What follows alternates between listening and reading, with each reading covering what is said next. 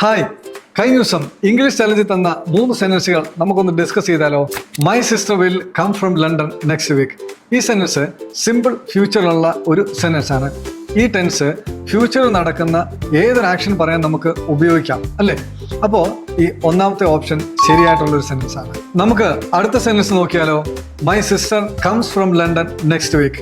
ഇത് സിമ്പിൾ പ്രസന്റിലുള്ള ഒരു സെന്റൻസ് ആണ്. ഇനി സിമ്പിൾ പ്രസന്റ് ടെൻസ് കൊണ്ട് നമുക്ക് ഫ്യൂച്ചർ പറയാൻ പറ്റുമോ? തീർച്ചയായും പറ്റും. ഫ്യൂച്ചറിലേക്ക് ഫിക്സ് ചെയ്ത് വെച്ചിരിക്കുന്ന ഒരു കാര്യം പറയാൻ നമുക്ക് ഈ ടെൻസ് ഉപയോഗിക്കാം. അപ്പോൾ ഈ സെന്റൻസും ശരിയാണ്.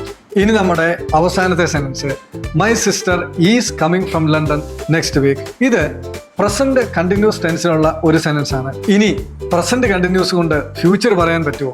കൺഫ്യൂഷൻ ആയല്ലേ? തീർച്ചയായും പറ്റും. ഫ്യൂച്ചറിലേക്ക് ഫിക്സ് ചെയ്യുവോ സ്കെഡ്യൂൾ ചെയ്യുവോ ചെയ്തിരിക്കുന്ന ഏതൊരു കാര്യം പറയാനും നമുക്ക് ഈ ടെൻസ് ഉപയോഗിക്കാം.